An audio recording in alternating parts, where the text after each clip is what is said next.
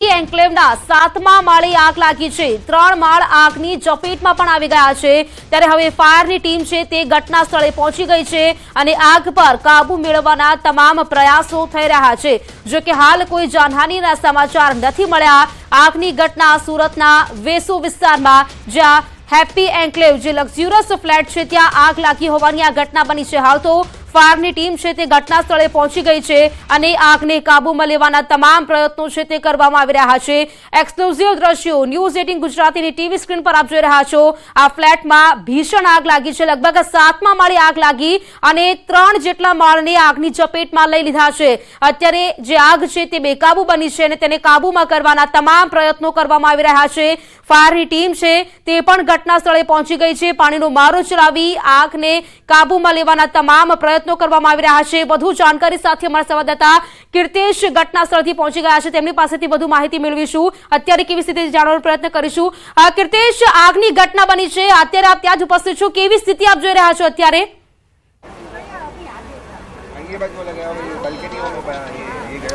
बिल्कुल दृश्यों एक वक्त बतावा मांगीश कि सूरतनो वेसू सौथी पौज विस्तार है और एनु पण हेपी एन्क्लेव है। तेना बिल्डिंगना 7मा माळे आग लगी थी। जोत जोतामां आग 3 माळ सुधी पसरी गई थी। सौथी पहली महत्वनी बात है कि आ बिल्डिंग में एक माळ पर एक ज परिवार रहे छे। 5 BHK नो फ्लेट है, अत्याधुनिक और फर्निचर वालो फ्लेट होवाने लईने आग बेकाबू बनी थी।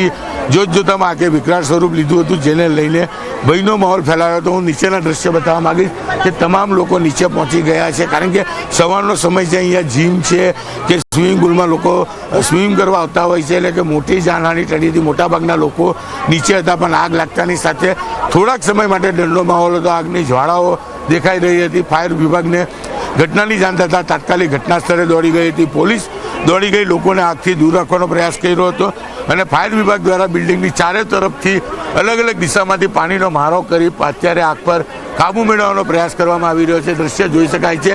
7મો 8મો અને 9મો 3 માળ આગની ઝપટમાં આવી ગયા છે। કારણ કે હાઈ પ્રોફાઇલ બિલ્ડિંગ હોવાને લઈને લાકડાનું ફર્નિચર સૌથી વધુ હોય છે। ખાસ કરીને આ એ જ સોસાયટી છે કે જ્યાં ગુજરાતના ગૃહમંત્રી પણ આ જ સોસાયટીના અલગ બિલ્ડિંગમાં રહે છે। તેઓ પણ અહીંયા પહોંચી ગયા હતા અને જે પ્રકારે આ બિલ્ડિંગ છે એટલે કે ફાયર સેફ્ટીથી લેસ છે અને જે પ્રકારે ફાયરના નિયમો પ્રમાણેની તેની NOC લેવામાં આવી છે અને આગ લાગતાની સાથે જ ફાયર વિભાગ હાઇડ્રોલિક પ્લેટફોર્મ લઈને પહોંચી છે અને અલગ અલગ બિલ્ડિંગ ઉપરથી પાણીનો મારો કરવામાં આવી રહ્યો છે। કેમેરામેન જીગરને કઈ એક દ્રશ્ય બતાવવાનો પ્રયાસ કરશે કે જે બિલ્ડિંગમાં આગ લાગી છે તેની સામેના બિલ્ડિંગ પર ફાયરના કર્મચારીઓ પહોંચી ગયા છે।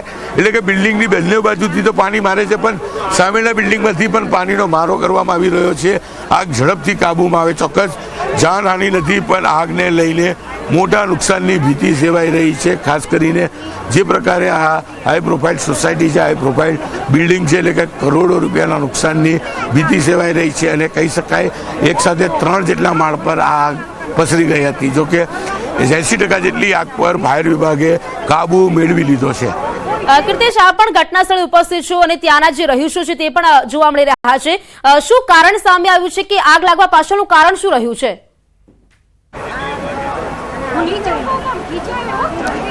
બિલકુલ અત્યારે તમામ લોકો બોલવા તૈયાર નથી, ગભરાઈ રહ્યા છે। કારણ કે જે પ્રકારે તેમની સોસાયટીમાં આગ લાગી છે, કારણ કે ગરમીનો પારો વધી રહ્યો છે અને તમામ લોકો મોટે ભાગે જીમ કરવા નીચે પહોંચ્યા હતા। એટલે કહી શકાય કે જે પ્રકારે આગ લાગી છે એટલે કે AC ચાલુ રાખ્યો હોય અથવા તો ઇલેક્ટ્રિક શોર્ટ સર્કિટનું પ્રાથમિક તારણ આવી રહ્યું છે। ફાયરના જવાનો આગને કાબૂમાં કરવાનો સતત પ્રયાસ કરી રહ્યા છે પણ કહી શકાય કે કોઈ જાનહાનિ નથી। મોટાભાગના લોકો સવારના ટાઈમે નીચે ગાર્ડનમાં સ્વિમિંગ પુલ અથવા તો કે સોસાયટીનું જે જીમ છે ત્યાં કસરત કરવા પહોંચેલા હતા। એટલે કે મોટી જાનહાનિ નથી પણ ચોક્કસ આગને લઈને ડરનો માહોલ જોવા મળી રહ્યો છે। ધીરે ધીરે આગેવાનો પહોંચી રહ્યા છે। સોસાયટીના જે લોકો છે તેમના સગા સંબંધી પહોંચી રહ્યા છે। મેં પહેલાં જ કીધું એમ ગુજરાત રાજ્યના ગૃહમંત્રી પણ આ સોસાયટીમાં રહેતા મોટાભાગના રાજકારણીઓ પહોંચી રહ્યા છે। જોકે જેઓ જે બિલ્ડિંગમાં રહે છે તેમનાથી સામેનું એટલે કે 100-500 મીટર દૂર બિલ્ડિંગમાં આગ લાગી હતી। એટલે કે બીકની વાત નથી પણ જે રીતે આગ છે હજુ પણ આગ પર પાણીનો મારો ચાલી રહ્યો છે અને સતત ધુમાડા નીકળી રહ્યા છે। 70 થી 80% આગ પર કાબુ મેળવી લેવામાં ફાયરને સફળતા મળી છે। કીર્તેશ, હજુ સંપૂર્ણપણે કાબુ મેળવવા માટે લગભગ કેટલો સમય લાગી શકે છે?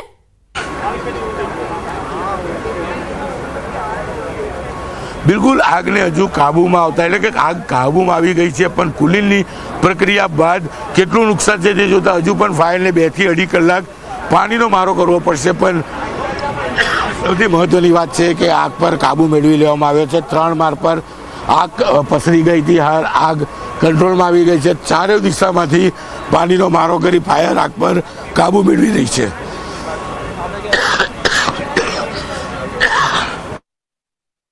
તો હેપી એન્કલેવમાં લગભગ વાત કરીએ તો અત્યારે લગભગ 70 થી 80% જેટલું આગ પર કાબુ મેળવાઈ ચૂક્યો છે અને હજુ પણ પરંતુ સંપૂર્ણ કાબુ નથી મેળવાયો અને કાબુ મેળવવાના તમામ પ્રયત્નો છે તે પણ કરવામાં આવી રહ્યા છે. હાલ તો ફાયરની જે ટીમ છે તે પણ ઘટના સ્થળે પહોંચેલી છે અને ચારે તરફથી પાણીનો મારો ચલાવી આગ પર કાબુ મેળવવા પ્રયત્નો કરાઈ રહ્યા છે. કુલિંગની કામગીરી છે તે પણ કરવામાં આવી રહી છે. આપને જણાવી દઈએ 7મા માળે આજે આગ લાગી હતી અને ત્યારબાદ આગે વિકરાળ સ્વરૂપ ધારણ કર્યું હતું અને લગભગ 3 માળ સુધી આ આગ પ્રસરી હતી. જો કે આ પોશ વિસ્તાર છે અને સાથે જ વાત કરીએ તો એક માળમાં ફક્ત એક જ પરિવાર રહેતો હોય તે પ્રકારના ઘરો છે, તેના કારણે તમામ લોકોને આ ફ્લેટની નીચે ઉતારાઈ ગયા હતા અને અત્યારે વાત કરીએ તો જે આગની ઘટના છે તેમાં લગભગ 80% જેટલું રાહત મેળવાઈ ચૂક્યું છે. કીર્તેશ, આપની પાસેથી માહિતી લેતા રહીશું. હાલ આભાર આપનું જાણકારી આપવા માટે. તો તમામ જે પ્રયાસો છે તે કરવામાં આવી રહ્યા છે. ફ્લેટમાં જે ભીષણ આગ લાગી હતી લગભગ 80% સુધી રાહત મળી છે, પરંતુ સંપૂર્ણપણે કાબુ નથી મેળવાયો.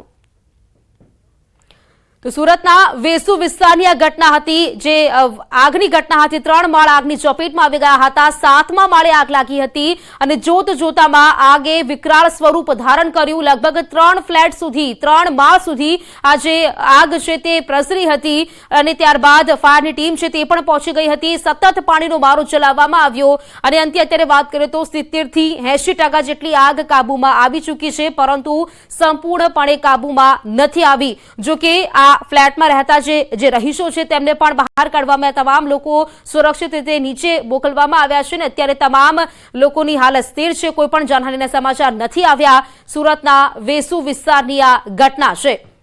જો કે હાલ તો જે આગ પર કાબુ મેળવવાના તમામ પ્રયત્નો છે તે પણ કરવામાં આવી રહ્યા છે અને લગભગ 70 થી 80% સુધી આગ પર કાબુ મેળવાઈ ચૂક્યો છે.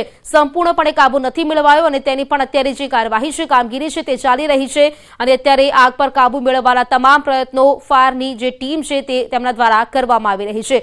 પરંતુ આ સીધા દ્રશ્યો આપ જોઈ શકો છો કે જેમાં જોઈ શકાય છે કે ધુમાડાના જાણે ગોટે ગોટા ઉડતા હોય તેવા આ દ્રશ્યો છે. લગભગ સવારે આજે આગ લાગી હતી. ત્યારબાદ અહીં વાત કરીએ તો જે રહીશો તે રહી રહ્યા છે, લગભગ લોકો છે, કરોડોનું નુકસાન પણ લોકોને થયું છે તેવું પણ કહી શકાય.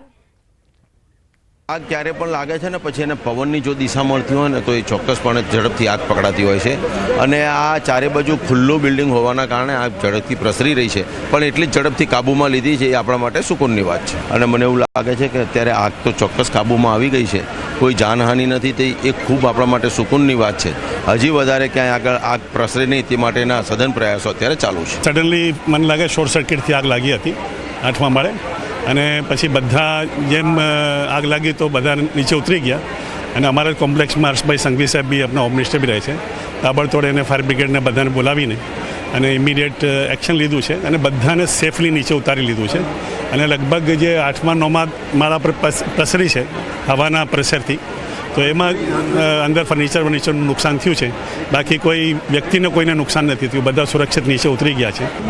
ડરનો માહોલ તો એમ કંઈ હતો નહીં, કારણ કે બધા હેલ્પ માટે આવી ગયેલા ફાયરમાંથી ને એમ, પણ જે એને ટાઈમ લાગ્યો ફાયર બ્રિગેડને વર્કઆઉટ કરતા એ લાગ્યો. 7મા માળે આગ લાગી હતી. જ્યારે આગ લાગી ત્યારે તમામ લોકો નીચે હતા. આગ શરૂઆત ધુમાડાથી થઈ, એટલે નીચેથી તો ફક્ત ધુમાડા નીકળતા હતા, દેખાતા હતા અને લોકો એસ્કેપ થઈ ગયેલા હતા, એટલે જાનહાનિ કોઈ નથી થઈ. બધાને ખબર પડી ગયેલી એટલે બધા નીકળી ગયા છે.